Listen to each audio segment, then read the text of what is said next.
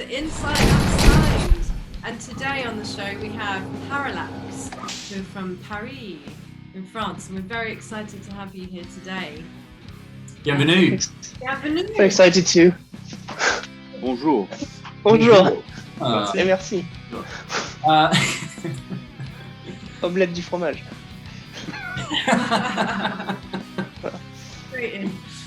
Parallax, you're on the Rebel Death Spotify playlist. Great unsigned heavy metal, and we will put a link down below so everyone can check out your music who's watching this video, and then go and check out all the other bands that are on the list too. So, please, would you introduce yourself? Tell us about the band in a nutshell. I'm Maxime. I'm the guitarist and the singer, and that's it. Yeah, and the writer too. Most of the time. Yeah, so I'm Gabriel, so I'm the bassist, as you can see. Yeah. It's relevant. And Clément on the drums. So I think we met something like 5 years ago already. I think Gabriel knew Clément from the school, and they were already jamming a little bit together. And me, I know Gabriel from like 10 years ago, from high school, something like that.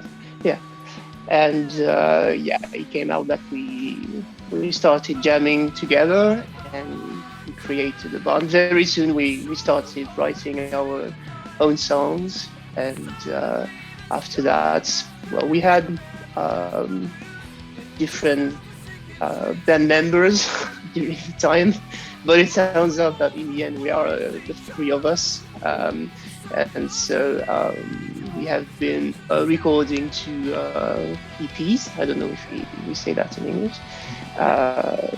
So the first was like 3 years ago. It's called Octagon, and the second is Möbius. I forgot.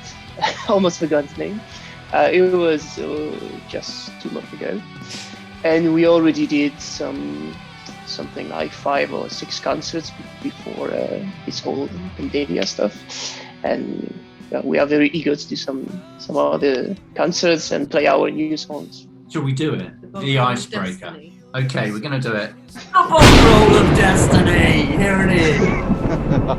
Okay, I spin it. You ask the questions. Okay. Fine. Let's do it quick fire. Boom, boom, boom. Okay, we'll go to Clément first. Clément. Stop. Oh, cake or cheese, gâteau ou fromage? That's an easy one. Cheesecake. No, I'm French. I will say cheese. Of course. What is your favourite cheese? If I may dig a little bit deeper into the cheese. Chaource. Ooh, I've never heard of that. Okay, we'll have to check that out. Yeah, immediately. definitely. I don't know if we can get it here. We'll have to. Probably not. Our cheese is slightly We limited. can't import anything anymore. I mean, Already expensive. because of Brexit, we're like limited now. I went to the shop to get some French beer, came back with Kronenberg. That's all there was. I'm sorry. There's definitely none of that cheese in Sainsbury's. Okay. Yeah, well, you're welcome to Paris anytime, you know. Oh, thank you. Open. I'm not making any rash promises, but at some point we will come. Okay, Maxime. Stop. Oh, what's your favourite bar? My favorite bar. But it says pub, but I don't know if you have pubs in France. So your favourite bar? Yeah, we have pubs, and we actually go to. Maybe I would say our favorite pub of the band in the history of the band. It was called the Duke. It doesn't exist anymore. It was next to some rest in peace the Duke, if you can hear us, and it was located in the vicinity of the rehearsal center. I don't know what to call it. And after the repetition, sometimes we were thirsty and we had to go there and stay some time. Right, Gabrielle. Okay. Stop. Ooh. Are you an early bird or a night owl? Does Whoa. that That's an easy one. Clearly, I'm not an early bird, so I will say night owl. Yeah, I mean, I basically wake up at 9 every day, so I work late. More of a night owl, but I guess it's more metal that way. Yeah, it's a bit more rock and roll. Definitely more rock and roll. Next up is band history. Maybe tell us a bit about your influences and how you created the sound that you've come up with. I think at the beginning we listened to very different bands. Clément, Gabriel, and I think Clément is maybe you can say that which kind of bands you are listening, but it's more like you are coming from the punk, maybe stoner universe. Yeah. Gabriel was more like the metal guy, maybe. Tell us. Yeah, more like originally it was all the Slipknot scene, stuff like that, and it quickly became more of the gent side of things. Yeah, basically. Yeah. And me at the beginning, I was really listening to some alternative rock. Then I came to the metal, but I really have this rock influence maybe. And then with Parallax, we try to, I think naturally we try to mix all of this together. We realized that we like progressive music too. So I don't know how it came together, but little by little we define our style between progressive rock, metal, and something like that between all the bands that we like. And how do you write together? Because you said quite quickly you started to create original music. What's your whole process? How did that start? Yeah, it's a long process. I mean, we all have a lot of ideas, I guess. We mostly find interesting riffs on our side, and at one time when we have something we think can become a song or something bigger, we submit it to the Council of Metal for Parallax and see if we can make some stuff with it. Max has some idea, and usually we go in someone's house, probably Gab, and we jam. We plug Max. We plug his guitar. We record it, and we jam. We say no, not that one. Yeah. Try that. No, not that. Then that. Yeah. Basically, Clément and I drink beers or some stuff, and yell at Max to do something. More metal or more. More metal. Yeah, more basically. Normal. But yeah, it's very hard to be composer of Parallax. But yeah, I think we gather to write some riffs and to arrange them to songs and to try to find some new ideas together. And as we said, it's a long process because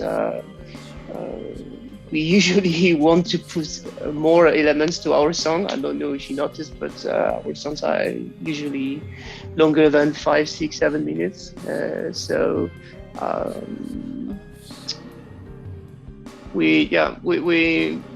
It takes a lot of time for us to do songs because we want to make sure that we didn't forget anything and everything is in its right place, which is maybe sometimes not the case, but we love to create some complex structures and to change the keys. I don't know. It's what moves us.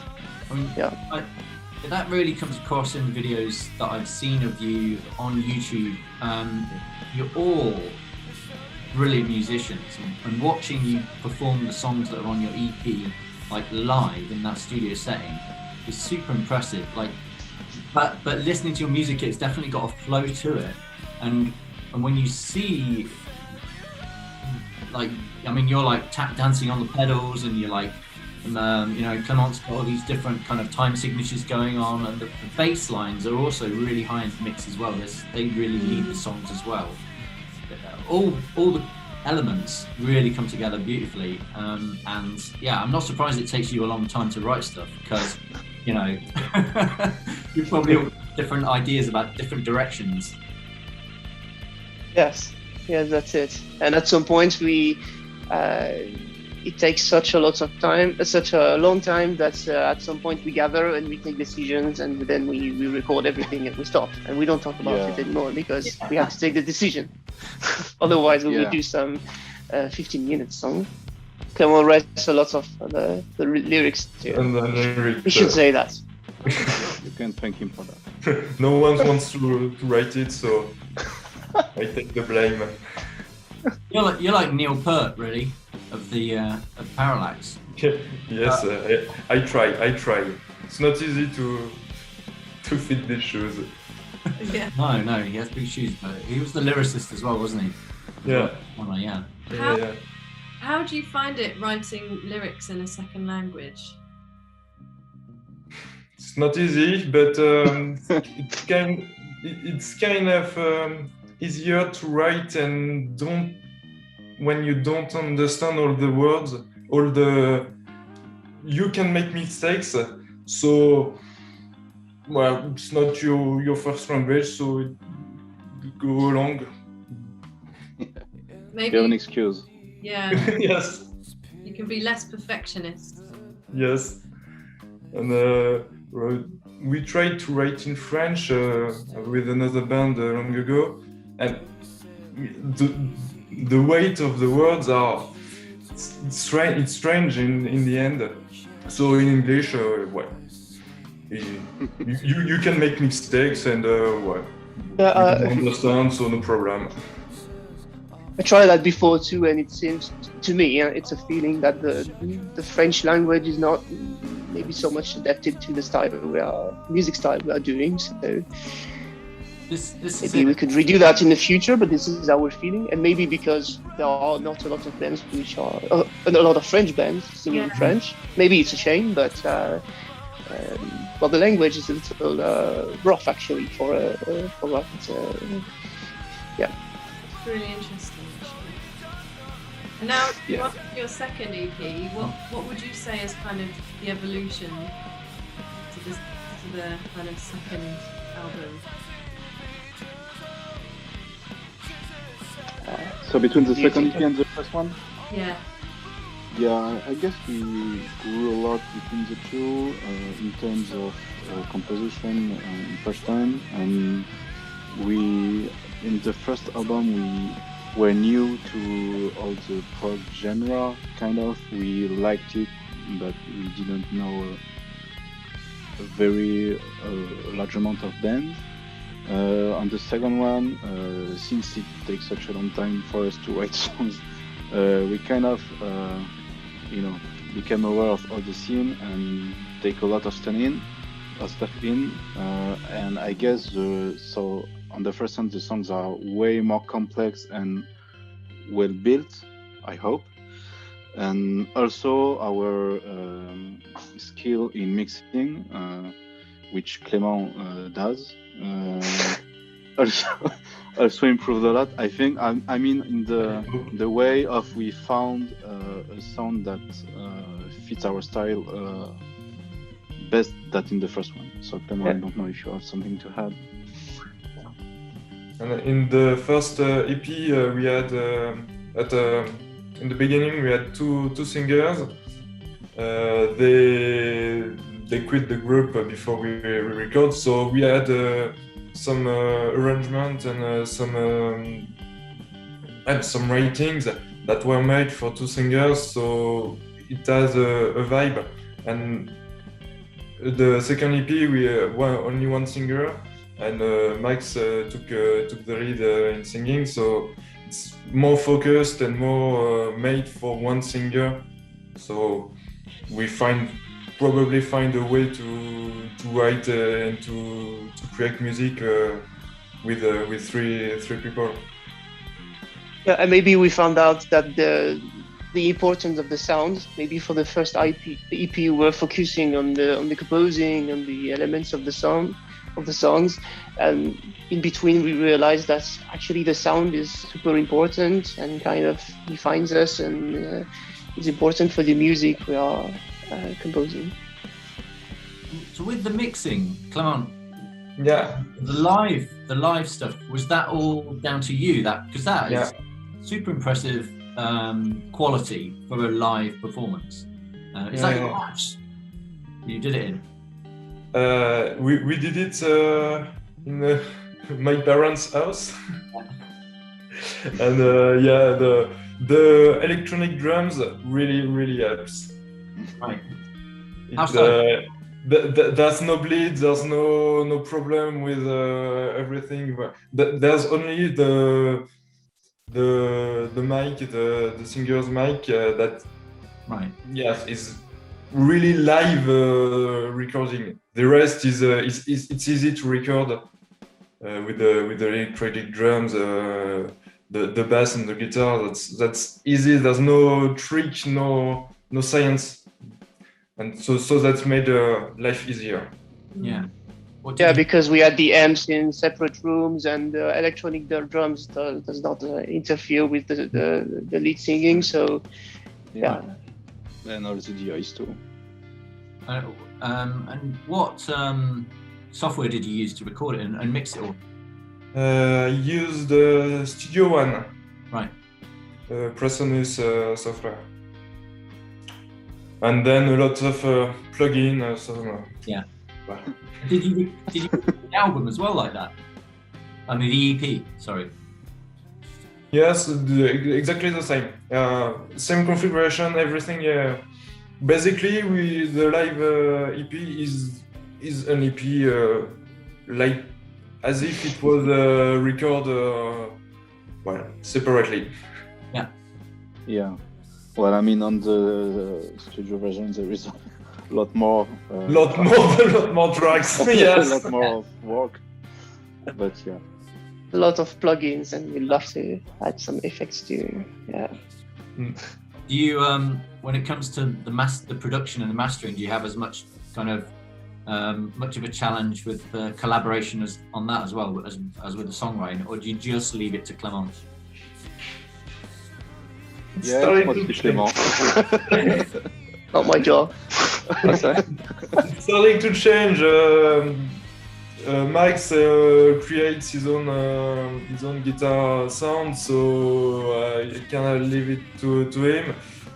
Gab a little less with his bass sound, but some stuff he creates some stuff. So yes, they begin to create the sound and the mixing.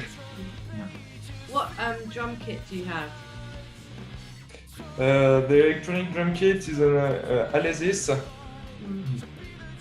Do you have an additional software that you use to get the sounds you want? That's yes. Everything goes in MIDI into the computer, and I use Superior Drummer. Okay. Right. I want to ask Max about the guitar because I'm a guitarist. I'm not as good as you. You seem to be extremely. Oh, come on, please. But we won't go down that path of who's better at guitar. But what I will say is, on the live performance, you're kind of playing with the tuning pegs. Are you just retuning it, or are you doing like clever, like tuning things during the song? Yeah, actually, I told you rewrite some riffs, and sometimes you write different riffs. Even without thinking how are we going to play it, and I don't know why for some riff I detune my lower string half for a semitone, and it sounded good, and I say, oh okay, I want to play it, but it was impossible to play the rest of the song with this tuning. So I kind of figure out a way between the silence of the song to retune just a semitone. But it's tricky. It's not very comfortable to do that, of course. Oh. And when you have to sing, when you have to change the pedal and the tune, so it's hell. But it's my fault. It's my fault. Yeah. What pedals are you using? Well, I don't have them with me right now, so I can't show you, sorry. But I have a distortion pedal. The name is very metal. It's Jekyll and Hyde. It's some kind of rare pedals. I don't know if they do it now. Then I have a classical compressor. I have some box pedal, a compressor. I have a delay, digital delay, a reverberation, and a phaser. I think it's I don't remember the brand, but it's phaser, yes. And I think that's it. And the tuning pedal. For this kind of moments when I have to be tuned during the song, of course. Gabrielle, I suppose we should ask you about the bass line. Now, being a guitarist, obviously, when I look at bassists, I think to myself, well, they just play the root note, and they just, But I've noticed that you're a little bit more sophisticated than that. Yeah, I mean, I try to, but I mean, for the most part, playing the root note is sufficient. So yeah, I guess as a bassist, you have to,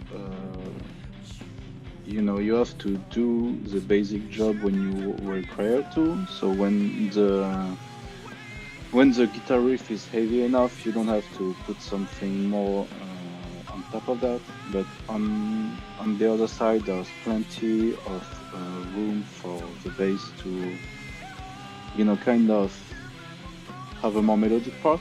And I guess between us, we all like to bring the best of our instruments when we can, and but we have to stay focused on the integrity of the song first. So I try not to put a lot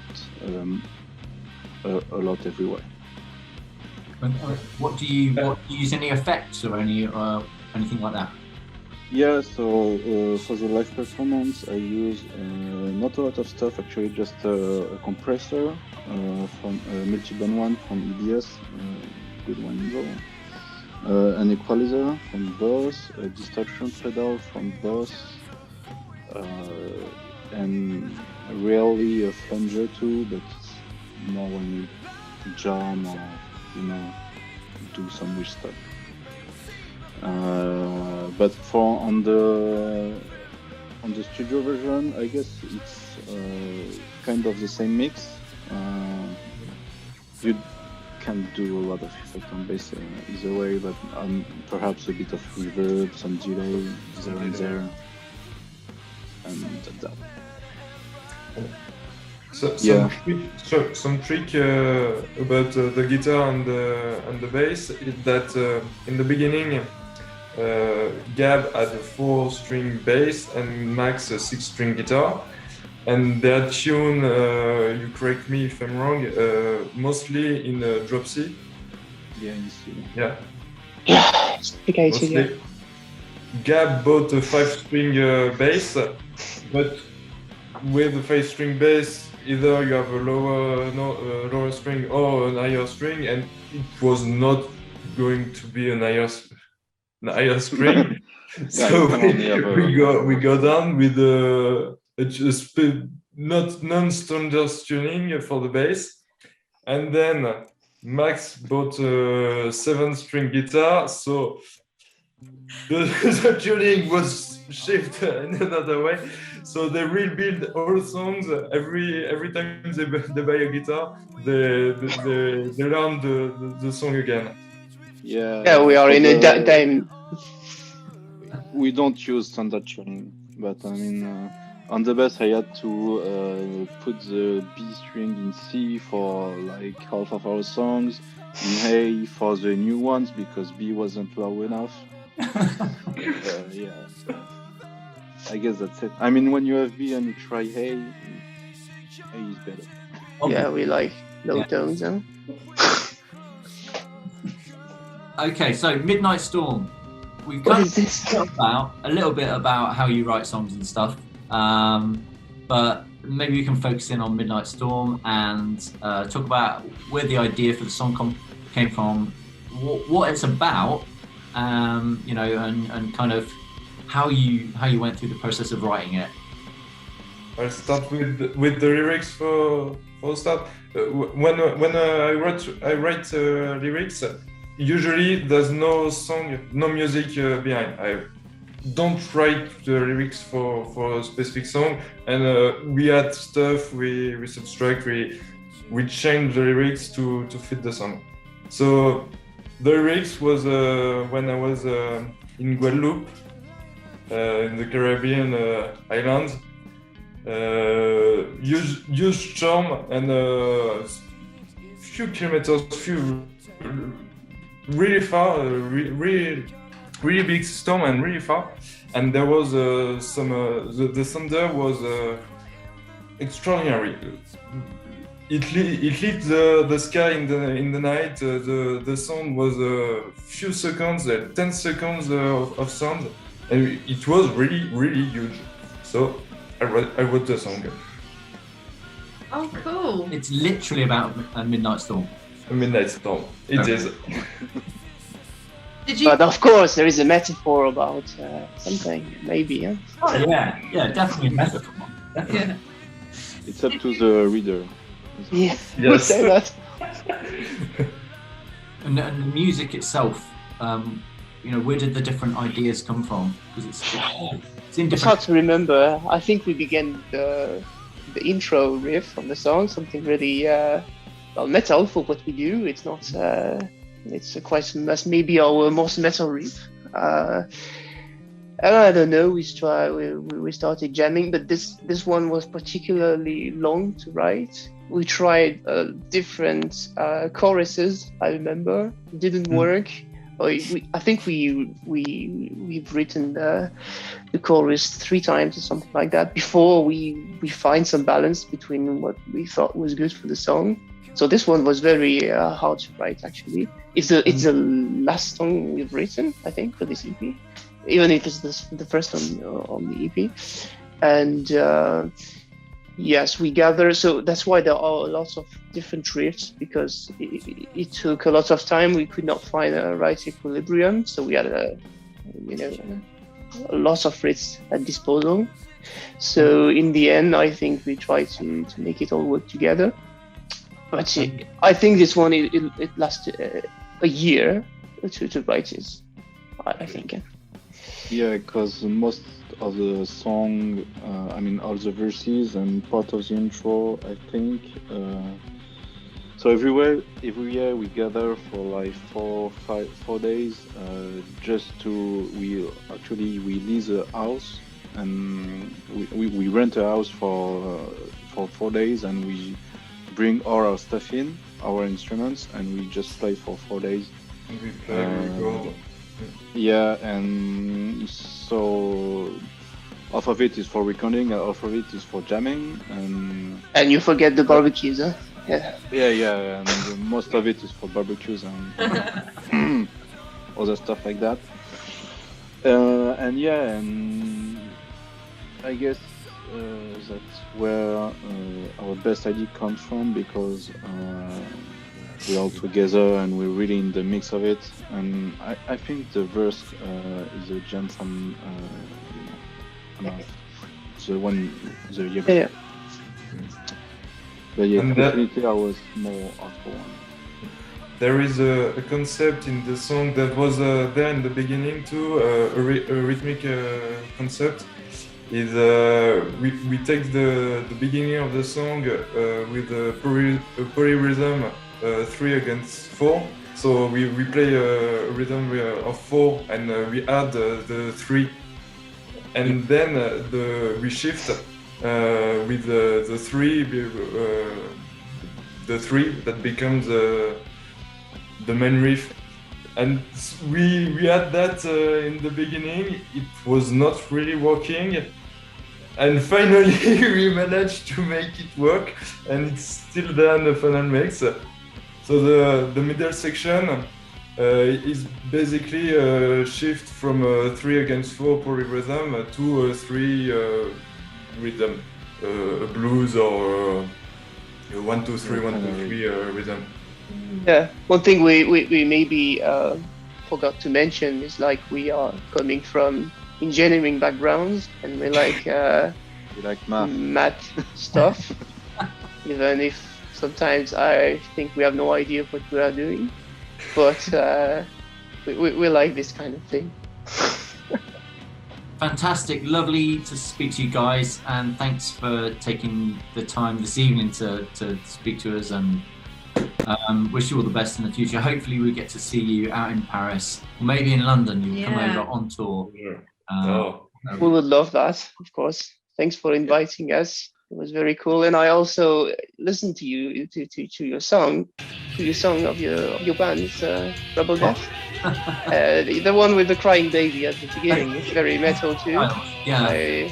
I enjoyed it from the beginning when I heard that. Of course. Great. I thought that's a metal guy. Yeah, that's a metal guy who was about 17 when he wrote it. So. Oh really? Okay. A lifetime ago. To be honest with you, I think it's probably my best work, and I'll probably never write as good a song again. So I probably just won't write any more songs. But there we go. I don't say that. Don't say that. Yeah. It's good to know your limits. Fantastic. Without further ado, let us listen to Midnight Storm in its entirety.